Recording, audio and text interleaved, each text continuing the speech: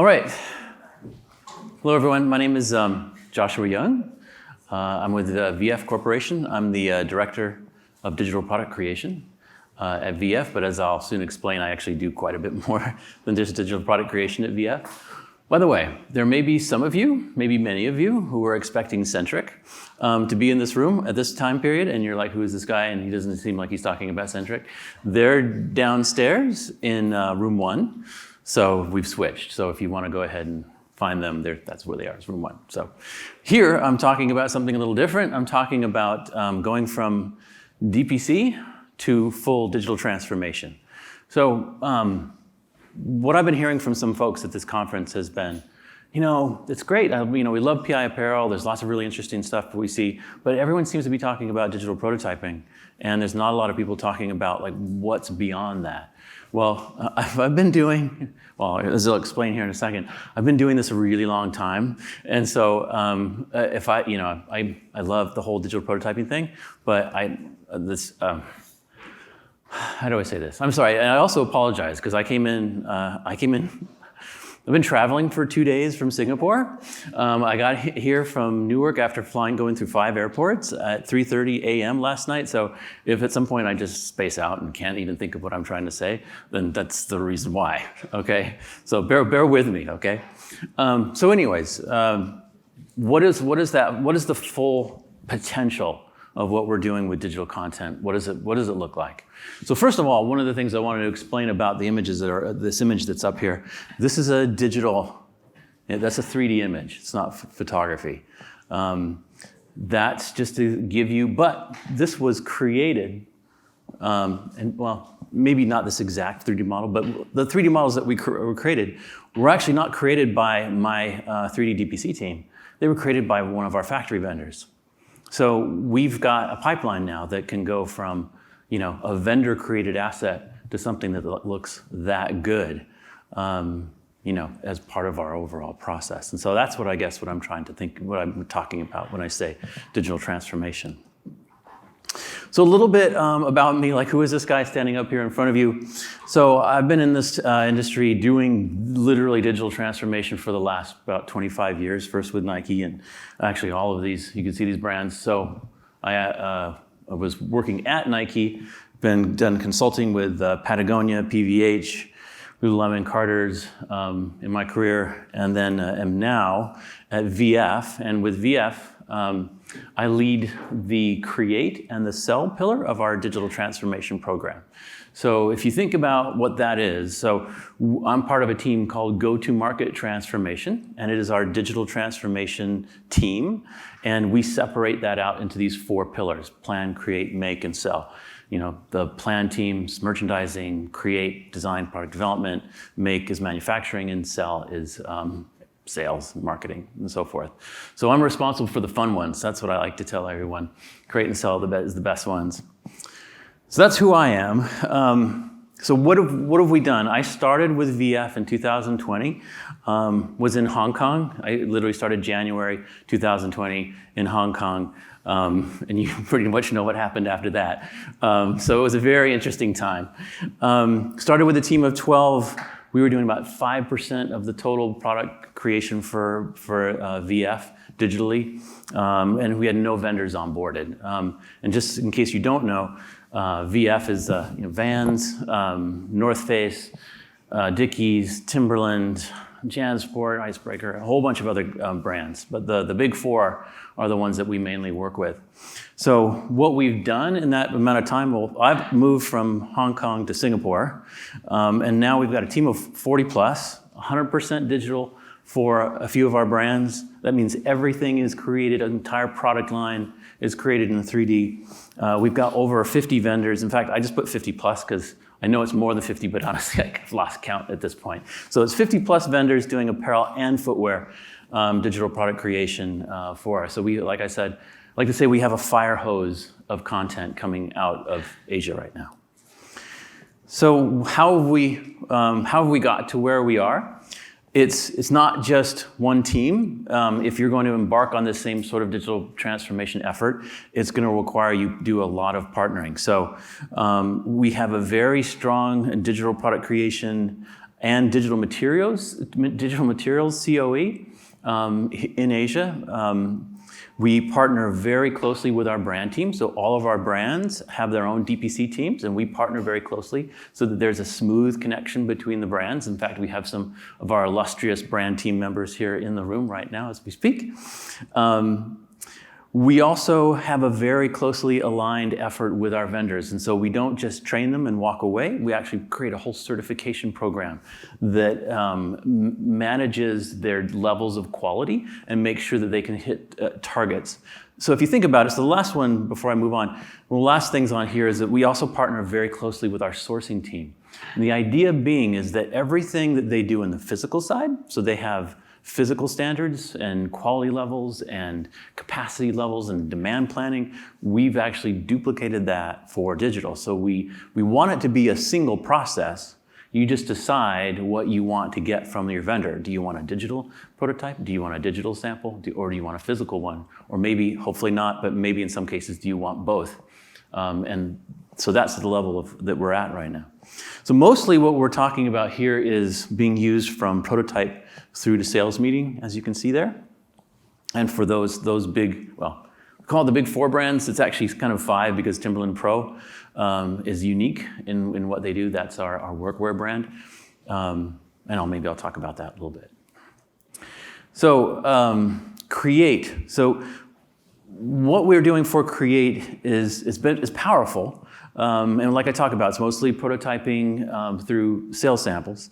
But what can we do with that content? So we use it for 3D concepting, we use it for 3D design. Something I like to call a digital sample room, where internal to the brand, if a designer has an idea, they can go to a team of technical designers who will immediately turn it into a 3D asset. It's kind of the old version of an internal sample room, but digitized, which is super flexible. Digital prototypes, we have designers can apply color, material, and graphics. I like so people say, what do you have designers do? Digitally, we have a bunch of designers who work digitally, both on the footwear and on the apparel side. One of my favorite team members is the team that does tents. They use something called, this is where my jet lag is kicking in. Gravity Sketch, thank you. They're using Gravity Sketch, which is a VR-based 3D design tool, so that they can get inside the tent and design it from the inside. I mean, if you think about it, that's the best possible way to design something like a tent, is with VR, so you can actually see what it. So people say, what's the use case for VR in design? Oh, well, I just gave you a great use case there. So digital sales samples, product configuration, we have if you were with the Theodo presentation earlier, we have a whole internal customizer configuration tool that we use, where we can go from assets within our PLM system all the way to production with 3D design in the middle with a customizer tool. And then we have digital asset management as well. So this is great. So what's the benefit with all of this work that we're doing? So I like to say there's 4 big DPC benefits. Save time, save money, be more sustainable. So you probably realized I've only got 3 here up on the screen. The reason being is because if you're just gonna focus on Create, you're probably only gonna get those 3 benefits. My favorite benefit is the green one. That's what I want to do. I've been trying to tell my team at VF that I want to use digital transformation to make VF their next $1 billion. And I'm not joking about that either. I really think that's the potential. And I think that's where if you're just focusing on digital product creation within the Create space, within design and product development, it's good, but you're probably going to only do the first 3 things. And this is why you need digital transformation to get out and do that last thing, which I really like. So make some of the other things, make better decisions, improve product quality, enhance design visualization. Those are all great. But again, they all kind of relate back to the first 3. So the power of digital. What can we do with it? So what you're seeing up on the screen, I have a team in Beijing. They are what we call our elevated selling team. This is just the stills that they can create. I couldn't show you the animations because it's top secret stuff that hasn't been released yet. But we have so let me back up. One gentleman on our team, one of the managers of this elevated team, Long Tao, he's Chinese, he lives in Beijing, and he has access to this amazing talent pool of contractors in China.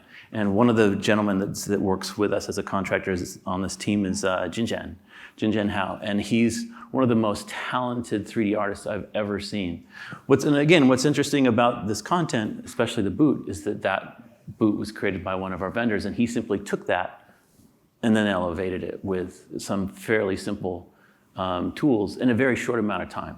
So again, that's a huge savings in time and effort.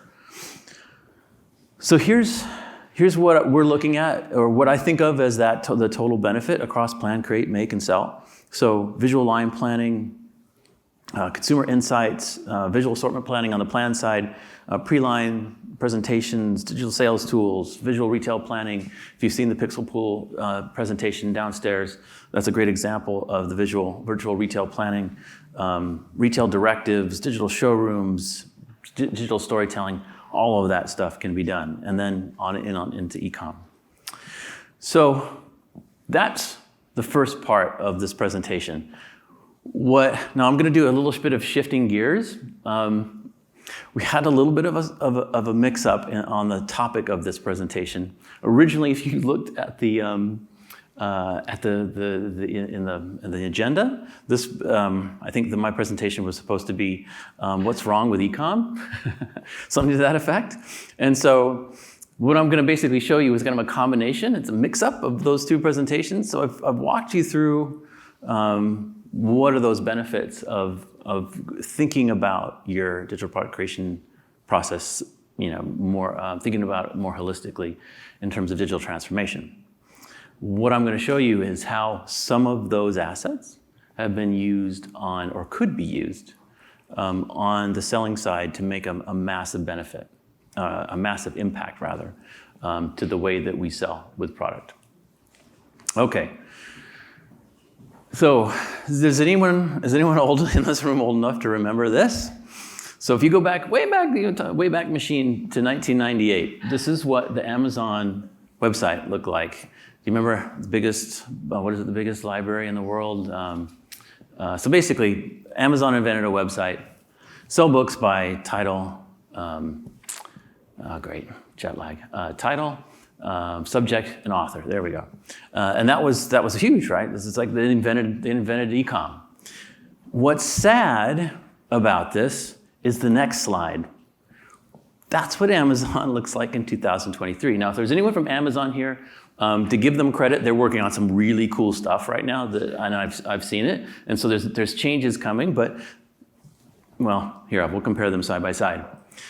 If you notice, you've got tabs, you've got a search screen, you've got a cart, you've got your account, and you've got help. They're even organized the same, with a column on one side and the content on the other side. That's, how many years is that? Who's good with math? 25 years, something like that, of progress. And this is what we've got. This is what we've got out of our e-com experience. And so, and everyone uses this. It's not just these guys. And so the question is how do we, well, let me take you through some more slides. So I'm going to give you a set of challenges, and I want you guys to think about these challenges, and I'll hopefully give you some solutions. So first of all, one of the first areas where the fashion industry is really let down by that Amazon e-com model is when it comes to brand identity. Every single website you go to, series of little pictures, organized over a number of pages, and you go through and you can do some filtering and you can do some searching, but that's not the experience that you get when you walk into a store, right? So here's an example, and this is something I've updated from a presentation I did, sadly, a number of years ago, and things haven't changed. These are 4 retailers that sell jeans. And all I did on this was take out the name of basically the logo on the screen. Does anyone tell me which 4 brands these are? Old Navy? Okay. Which one? This one's Old Navy? Okay. Any other ones? What's that? Levi's. So, okay, Old Navy and Levi's. How about the top 2? What was it? Okay. Here we go. H&M, Louis Vuitton, Levi's, and Old Navy. So, if I'm Louis Vuitton right now, I'm pretty not happy, right? Because why does the H&M stuff look like my stuff? Now to give the brand some credit, there's a lot of brands doing some really interesting things right now, especially LVMH. Really cool stuff. But this is an issue. So where do we go from here? How do we get true brand differentiation online? How can you, when you go to a website, how can it feel like you're going to that brand's flagship store? And how can you maybe even get a better experience online than you can in store? So I wanted to put this slide up here just to give Banana Republic some credit, because Gap sometimes, Gap Inc. doesn't get enough credit for some of the things they do. This was the only brand I must have been through like 50 different brands that actually had a differentiated brand experience online. This look and feel, their whole website is like this. All of the images that come up have this same sort of look and feel. So next time you see someone from Banana Republic, give them a big thumbs up. All right.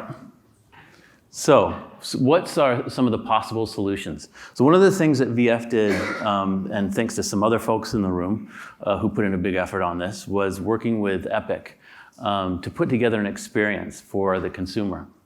So I'll play a video, and I think we have sound on this one. Thank you to everyone for joining. Construct 10061 project with Fortnite. There'll be the forest, a desert environment, and an Arctic environment. Conceptualize and build a team meta boot for your terrain using. So can you bring the volume down a little bit? Harnesses the material potential of your designated. So what they're doing here is this is the game Fortnite. And we have a program at Timberland called Construct, where we work with up-and-coming designers to basically design new shoes, something that pushes the limits, and we do it in a small period of time. So it's like an intensive exercise. What we did for this construct was that we had those same designers use Fortnite and all the tools in Fortnite to build out digital, what we call meta boots. And so you can see this first one here. That's the forest meta boot. We wanted to add some sort and this is, again, all built with the tools within Fortnite. Tree growing through it and having like cracked apart. And then further on, we have the Arctic biome. So that's the Arctic meta boot. And we're using their nodes. And so after all of this work is done, it actually created a playable map. And so you had the Timberland experience, where you could go into basically the Timberland design studio. You could create a character, and then you could go through and do all of this parkour adventures through and in fact, that's the map code. If you play Fortnite, if you want to take a screenshot of that, it'll take you to that map, and you can play that Timberland map. So that's one of the things that we found about this experience, is it exposed gamers to the Timberland brand, and it exposed Timberland consumers to gaming. So it was like a win-win for everyone. Not exactly what I'm talking about in terms of what the brand experience can be online, but an example of how you can use these digital technologies to engage. And by the way, someone give me when I'm short on time, because I have no idea how long I have today. Let me know when I've got 5 minutes left so we can have some questions. All right, so the second one is deciding what to buy. These are 2 good examples. So everyone knows that one of the biggest problems with shopping online is that you can't try on clothes, right? And then we have a lot of people here talking today about virtual try-on, either for apparel or for footwear.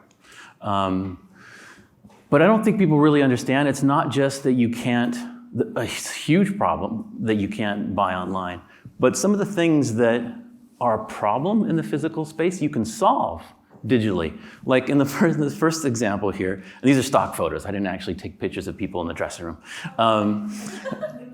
That woman is like, when you try something on, like, I can't see what my butt looks like. I mean, and if I need a new size, I've got to hail someone in my underwear. It's really, trying stuff on in the store can be really difficult and time consuming. The same thing with shoes. I mean, you get like a whole stack of boxes and you're taking things out of boxes. And I'm sure everyone has been in the situation where you've got to lace up your shoes before you can try them on, which is super, super annoying. I mean, this is a lot, it's an effort to shop in store. Whereas, if you've got something like virtual try-on in this example, and I think I have got a video here from Viking. They're one of the companies, and this is, we use Viking for our Timberland brand, where you can do virtual try-on. So you select the boot, you do try-on, gives you a QR code, you scan the QR code, and then, woohoo, you got a boot. So there you go. And this actually works really, really well. Now, it doesn't give you the feel, and it doesn't tell you the right size, but it's a really nice way of trying on shoes. Same thing for apparel. So this is, and I don't know, for those folks, well, first of all, I don't think Browser's talking about this, so they let me, if you didn't know that Browser had a virtual try-on solution, they do, and this is it, so go ask them about it. One of the reasons why I showed this is because we've built, on our apparel side, that fire hose of content on the digital side is all Browseware apparel. And so all we have to do is grade those files, and now we've got a giant set of content that we can use online for virtual try-on. Now one of the problems with virtual try-on is that half the time nobody knows it's there. I think that even our Timberland example, it's just a little thing in the corner. If this is really going to be successful, the brands are going to need to market these solutions. Like, it's exciting. I was actually I didn't know Amazon had a virtual shoe try-on tool, but there was a page where it has this really cool video that looks like it was like an advertisement of these millennials, at a party, having fun and trying on shoes, and they're changing their shoes as they're talking, and it's a great marketing video. I've never seen it on TV or anywhere else for that matter. So we have these capabilities, but we're not marketing them, and we're losing a huge opportunity. The funny thing is that the statistics that Amazon and the Viking people have is that when you use these virtual try-on tools, your sales go up by double digits. I mean, the teens, but when you start putting, if you're $1 billion company and you can make, a 15% improvement in your sales by virtual try-on, that's that $1 billion I was talking about. All right, so the next challenge, so the flagship store. So I was in London, having a great time, so I decided, even though I'm on vacation, I'm going to go into the North Face store and see what it looks like.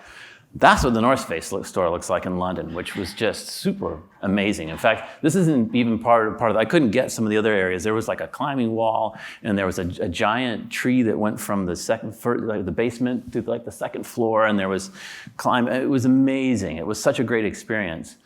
And then you go to their webpage. It's nice.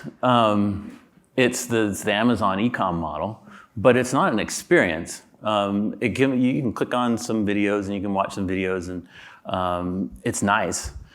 It doesn't seem to me like it's the same experience that you can get.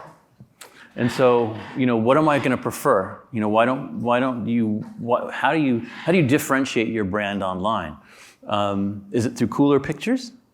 I think the problem with a lot of the e-com teams is they're really stuck in that world that they think that adding more features is the way to bring people to your website, and I don't think that's the truth at all. I think people want experiences, and experiences are what's going to change your ability to sell product in broader quantities and consumer engagement.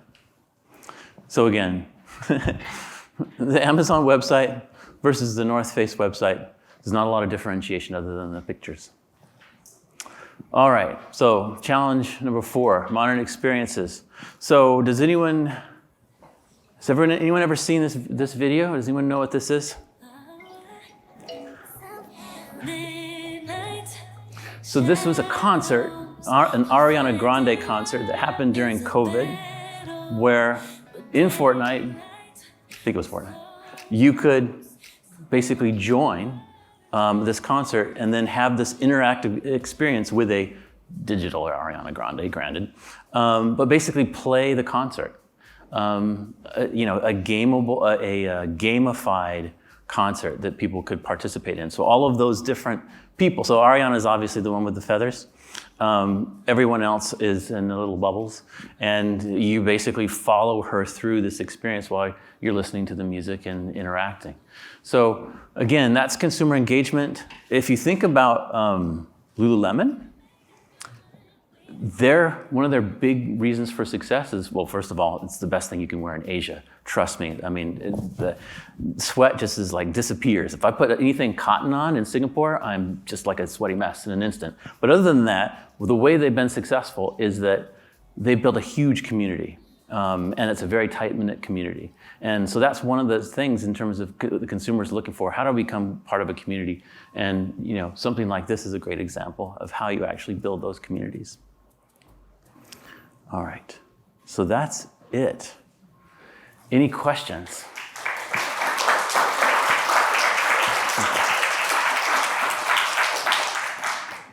And I'm happy to answer questions about either sides of that Jekyll and Hyde presentation. So, anything? Anybody? Any questions? No? You don't have any questions for me? I've been doing this for 25 years. Now's your chance. Yeah? I guess when we're talking about like new technologies, even like digital garmentation, right? Mm-hmm. There's such like a resistance in the fashion industry, like there's people that are so used to like traditionally doing garments still, but you're talking about like changing our whole e-com experience to Amazon has been consistent with 25 years. So what would be, I guess, some of the biggest challenges and how can we ease that transition into those experiences so there's not this huge backlash and resistance after this? It's honestly, I don't think it's about consumer resistance. I don't even think it's about training the consumer how to do something differently. If I'm perfectly honest, I really do think it's about marketing. I mean, how many of you have ever gone onto a website where there is, I hate to say it, even the Vans, how many of you know about Vans Customs? So there's a few in here. So Vans Customs is probably one of the best, and I don't say that because I work there. I used to work at Nike. They have Nike ID was the OG of customization. The Vans Customs website's amazing because you have a 3D shoe. You can put color, material, and graphics. You can even upload. I don't know if very many other companies that allow you to upload your own photos and put them on a shoe. There's this famous thing where Eric Ribert, I'm getting the name wrong. He's best friends with Anthony Bourdain. He took the Vans Customs and he put Anthony Bourdain's picture onto a set of Vans and gave it to him for his birthday. Like, that's something you can do on the Vans Customs website. I've talked to, I don't know how many people don't even know about it. It's really one of the best customizers there is. And so I think that's the biggest problem, is that everyone says, let's do digital, let's involve the consumer, but then the company will market the heck out of a new product, but they won't market an experience. And I think that's really what it's going to take, is a brand really and it's Nike likes to say that they don't do those big digital experiences because they don't want to risk a $50 billion brand in case something goes wrong. But then again, if you don't risk it, then do you risk being relevant anymore? And I think that's really important. And it's funny that I mentioned Nike because they just came out with huge, was it Airtopia on, if you haven't seen it, it's basically what VF did first with Timberland. Nike is now done with Airtopia on Fortnite with that same experience. So I don't know if that answers your question.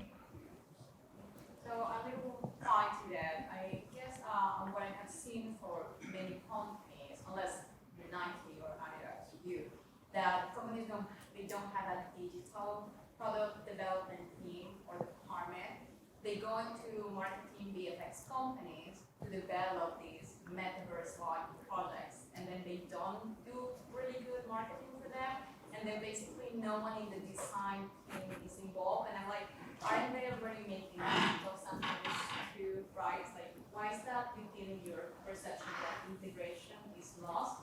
Like that lack of communication.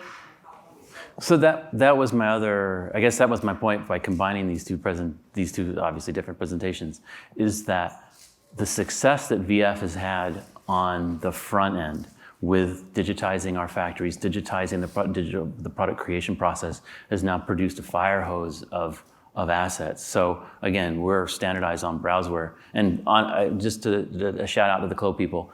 It's a fantastic tool. You can be, if anyone tells you like, dude, which bullet choose? Which one should I choose?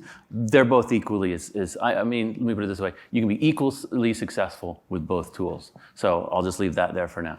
But where was I? But our pipeline is built with Browseware, and so all of that content now, we don't have to hire a huge team on the back end, really expensive, to create all that content from the ground up. We simply can take that and put that into Browsware's VTO experience, and we're off and running. But many brands don't do that because they haven't digitized.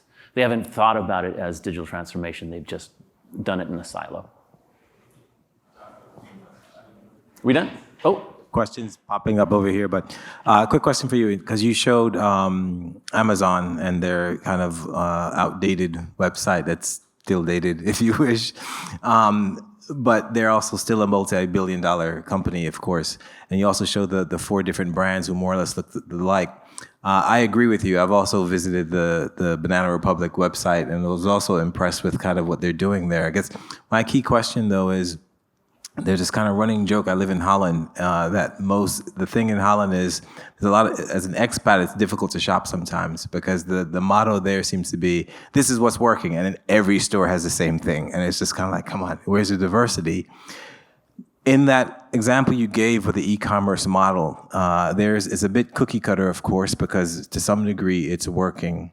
Do you have any tangible data that shows that a more experience like Banana Republic or other generates an increase in purchase power, so on and so forth? The North Face, as you show, the physical store experience is dramatically different than the website experience, but they're going after arguably a tested process that works in selling goods. Is there any data that shows the opposite? Yeah, I mean, honestly, Viking, which does the shoe try-on, and then Amazon, they've shown us their data on their digital try-on tools. I think it was basically the same sort of footwear try-on. It doesn't just increase traffic; it actually increases the sales, and so the numbers are there, and that's just. That's just pointing your phone at your foot. I mean, that's not a very large bar. I mean, if you think about it. And there's other companies here I was talking to, and they're going to be mad at me. Another company who digitizes shoes for you, and then only when they're used do you in this virtual try-on experience do they charge you for it. So there's really no reason why companies shouldn't be doing it. There's no reason why companies shouldn't be doing the virtual try-on. Am I running out of time? What's the 4 minutes? Okay. Where was I? So that's just the tip of the iceberg. So imagine this. Imagine I go onto a website. It remembers. I have a login, so it remembers who I am. It shows me only the things that are on the website, if I want to. Only shows me the things that fit me. If I go to the it also, since it remembers what I bought at that company, it shows me what's in my closet. And then it shows me what's in my wish list on the closet. And by the way, it also has my biometric data. Maybe it's something that Apple stores on my phone. And when I say biometric data, I mean my shape. And I can basically say, and so it knows even what will fit me, even if I don't have my numbers. And maybe I have my whole family's biometric data in there. So I can go shopping for my whole family if I want to. And not only that, I can bring up on a screen my avatar, and I can start mixing and matching outfits based upon things that I've bought versus things that I want to create outfits. And then I can share them with my friends to say, do you like what I'm wearing? You know, you had the best, I'm sorry, the presentation you have, I've forgotten your name. Yeah, the presentation you showed this morning with from Clueless, with where Alicia Silverstone doing the, Cher doing the mix-up to decide what she's going to wear. She basically has a little thing on her computer where she does a mix and match, and then decides on her outfit for the day. When did Clueless come out? 90s. In the 90s. Like, I mean, come on. We can put men on the moon, but I'm kidding. We can stream 4K movies in real time to our TVs, but we can't do a simple, outfit mix and match experience. I mean, look what Snap is doing. They have amazing, facial tracking, body tracking capabilities, but we're not taking advantage of those for selling purposes. I just think it's a waste. So I don't know if that answers your question. You can tell I have no passion about this whatsoever. Any other questions? There's some on the... Oh, that's what those were. I was wondering what those were. Someone asked me questions. Tell me you can cut me off because I don't want to run 2 minutes. Okay. Can virtual try-on be used in DPC to get customer feedback before launch? Yeah. So I'm trying to think. In a previous experience I've had, we had body scanning data of our athletes, and we're actually able to use things like Browseware to create made-for-measure garments for our athletes. And that reduced the amount of fittings that we would have to do from, 20 sometimes or more down to like 2 or 3. So made to measure is a fantastic opportunity. Certain athletes, when they're in their training season, are like 2 or 3 dress sizes different than they are when they're not training. A specific tennis player is an example of that. And this was the best possible way we could fit those athletes, was using that type of technology. The process we're trying for apparel. Yeah, so this honestly is pretty easy. Every apparel garment has patterns.